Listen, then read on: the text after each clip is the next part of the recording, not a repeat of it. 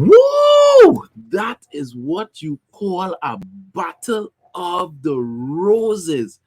OMG. You talking about, I mean, after the first, before Harry Maguire's goal, the first 30 minutes of the game, it was just so scrappy.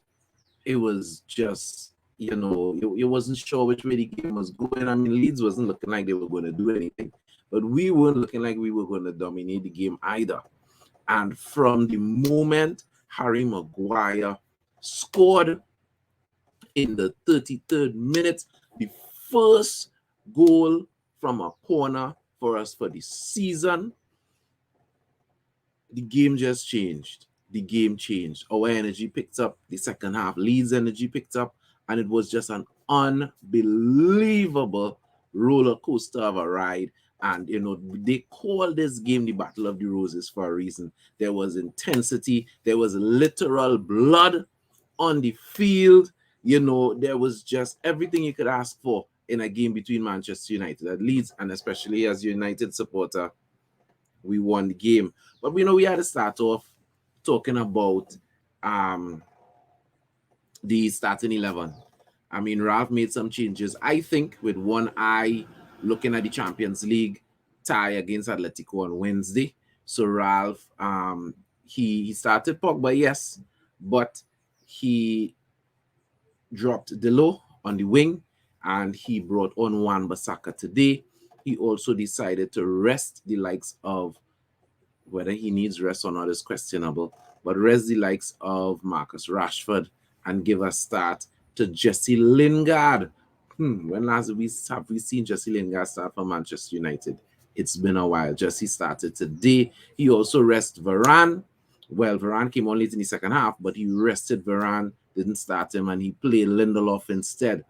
Other than that, you had Ronaldo up top, Pogba, Bruno Fernandes in the middle of the park, and Shaw, Maguire, and they're here in the back. So that was it. That's how we started the game. As I said, the game was very, very I don't want to say slow, but it was just disjointed. There was no continuous play. Play was being broken down. There was no genuine chances, no quality on our side, and Leeds just didn't look like they were getting going at all in the first half. And then Manchester United scored from a set piece, and Captain Harry Maguire rose up and got to the end of the cross from the corner and put the ball in the back of the net. Now, I mean, Harry Maguire needed a goal. There's been a lot of talk about Harry Maguire and his captaincy, and whether he should be captain and who should Ronaldo be captain. But what I really enjoyed wasn't just the goal, but it was the reaction of the team. You found that the team, everybody ran. Paul Pogba was one of the first inside there. Shaw, everybody ran up. They slid with Harry. They hugged him. You saw Ronaldo coming up, calling the other players. Come on, guys, let's celebrate this goal. I don't think he needed to call them. The players were coming, but you still saw him motioning to the other players to come on. Bruno Fernandes, even after he initially came in, he stayed and he gave Harry an extra hug and played with his hair. And I mean, I'm talking about this because when we've been hearing all of this talk about division in the dressing room and disunity, when you see players reacting that way, and you see the camaraderie, and you see even if some people may consider it disingenuous, you see the willingness to show support, right, for a player that has scored, that happens to be a captain, that happens to be under it because of bad performances and other things. You like that. And I like that. I appreciated how the team came together and supported Harry's goal. Everybody, right? Ronaldo, Bruno, everybody was there supporting his goal. And obviously, we were all happy because we scored. It was the first goal. And then, heading down into extra time in the first half, Victor Lindelof, starting in the middle of our half, got a ball, squared it, got the back pass, and made a run straight down to almost to the top of the box. And Leeds half passed it to Jadon Sancho, who lifted it up beautifully into the 6-yard area, and Bruno Fernandes rose up and headed that ball down, and it was 2-0 Manchester United, literally in the dying minutes of the first half. It was the 49th minute, because I think there was 5 minutes or 6 minutes extra time because of some injuries. A feisty first half. Scott McTominay was getting in there. He had a misplaced tackle. He had a few misplaced tackles, but he had one misplaced tackle in particular that cut the head of one of the Leeds players, and he had, was literally bleeding. He tried to continue. They stitched him up. He tried to continue, but they ended up having to sub him off before the end of the first half because he was just unable to continue. Scott McTominay definitely getting in there and doing his best version of Roy Keane, that he could pull off today. A lot of tough tackles from Scott throughout the course of the day. Now the game was played with a lot of rain, and during halftime there was a deluge. I'm talking about rain that'll wash you away if you stood up one place. You understand what I'm saying? It was horrible. And the players came on the field in the second half. The ball was sticking on the grass. You couldn't really control the ball. The passes were coming up short, and the players were just drenched. I mean, it had rain in the first half, but the field was allowed. It wasn't that bad, and the field was draining off. In the second half, after that halftime deluge, it was like there was no control. Total chaos, total pandemonium. And Leeds capitalized. Leeds came out. They made a couple changes. Remember, they made one change due to the assault that Scott McTominay played on the. I can't remember the name of the guy, the Leeds player, right? Due to that assault, they had one sub, and then they made two subs at halftime. On one of the people that they brought on was their number one guy, Rafinha, and so Leeds came out with a different energy in the second half. The pitch was horrible, but that energy worked for them. In the 53rd, in the 53rd minute, Rodrigo trying to cross the ball in on a Leeds attack, and there the ball goes into the back of the net. I mean, if it was a shot, which it wasn't, it was definitely a cross. But if it was a shot, I don't think he could have placed it more perfect. The head jumped up, it was over his hands and under the bar, to the far side, and that was it. Leeds was back in the game 1-0, and literally a minute and 30 seconds later, Daniel James is coming down the left-hand side, beating, I think it was Luke Shaw, crossing the ball to the back of our defense, and that man who came on at halftime, Rafinha, slides in, puts it in the back of the net, 2-2. Now at this point, after going in a halftime 2-0 up by the 55th minute to be 2-2 as a United supporter, you're kind of like, wow, why we had to make it so hard, boy?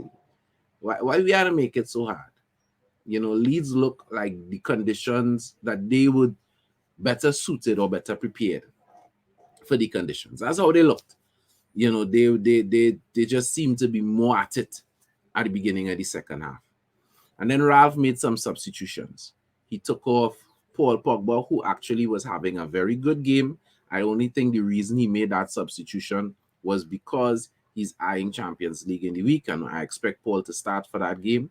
He took off Paul Pogba, and he took off Jesse Lingard, and he brought on Fred, and he brought on Elanga. Now, I'll be honest, because we like to be truthful here at the United Hour. When I saw Fred coming on, I was like, oh my gosh. Come on, Ralph. How are you going to bring on Fred? Fred is Mr. Lose the Ball. You're going to bring on Mr. Lose the Ball in these conditions? The ball not sticking to men's feet. You take the ball, you try to push it ahead of you to run, you run and the ball stay there because it was really bad. The pitch was really bad. It was retaining water. It couldn't get enough water off of it. So, you literally see men running and water splashing up the ball. Everybody was losing the ball. It was just be chaotic. And I'm seeing Fred running onto the pitch and I'm thinking, I mean, come on. Come on, Ralph. Fred, in these conditions, I understand why you're taking off Pogba, but oh gosh, Ralph, Fred. And then it happened.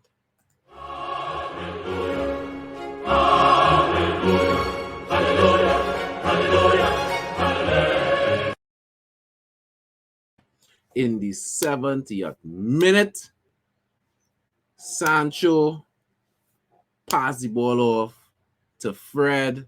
Fred making the back cut, and he collected the ball at an acute angle to the goal, and he belted it. Fred let go a belter into the back of the nail, into the back of the goal, and Manchester United was up 3-2, and we just didn't look back from that point on. We started back dominating the game. Fred came on and put in a man of the match performance. You know, my man of the match is Bruno Fernandes because he had a goal, he had an assist, and, you know, he was at the races all game. But, you know, you could give a shout to Jadon Sancho, who was also very instrumental in what was going on today. And you could even give a shout for the man that came on for 20 plus minutes, which is Fred.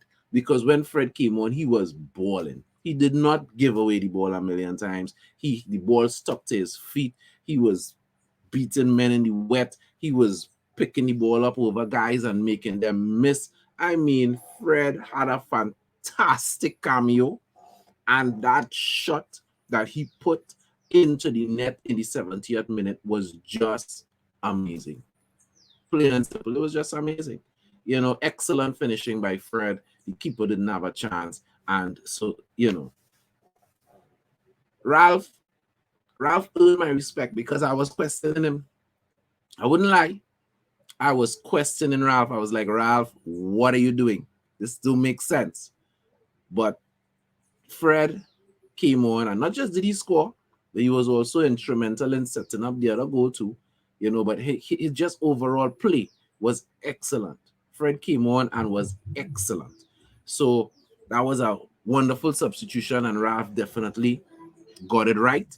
And then we had in the 80th minute, 88th minute, sorry, not 80th, in the 88th minute, you had Bruno Fernandes pulling out the flicks and tricks. A Leeds defender was coming onto him. Bruno flicked the ball over him, ran around the defender, collected the ball, sent it across to Elanga, and Elanga collected the ball and just with an excellent finish, 4-2 lock-up shop. That was it. Game over. Manchester United winners 4-2 against Leeds. Most of the game wasn't pretty. You know, there was some pushing and shoving.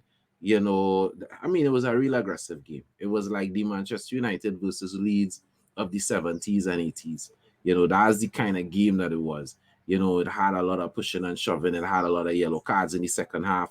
You know, the ref was trying to, you know, keep it in order, but he just needed to start pulling out the cards. Scott McTominay obviously got one. Rodrigo got one. Firpo got one. You know, it was a very feisty game. It was a feisty game. It was a game definitely affected by the weather. There were a lot of slide tackles.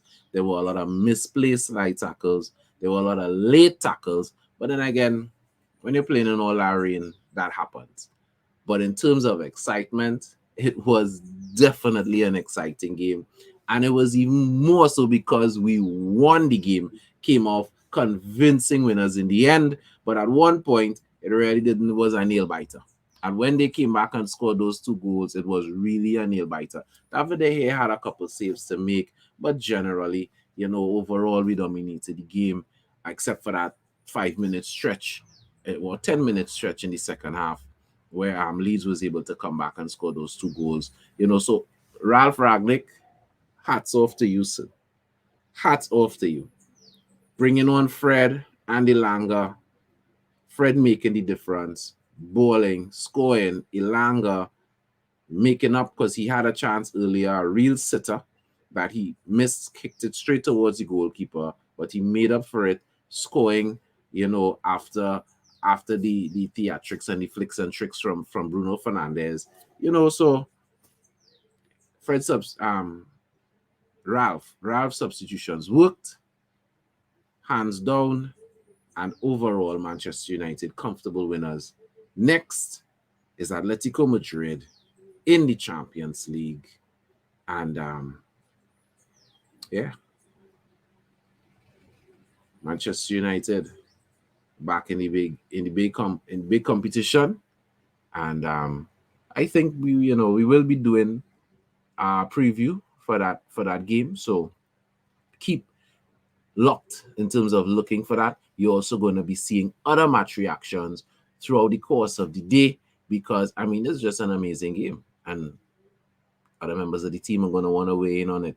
We also have Devin out there in Barbados today. He's at a bar called Six Bar, and yeah, going to get in some footage from Six Bar. So you stick tuned to the United Hour, and Red Devils, we don't die, we multiply. Enjoy the rest of your Sunday, everybody.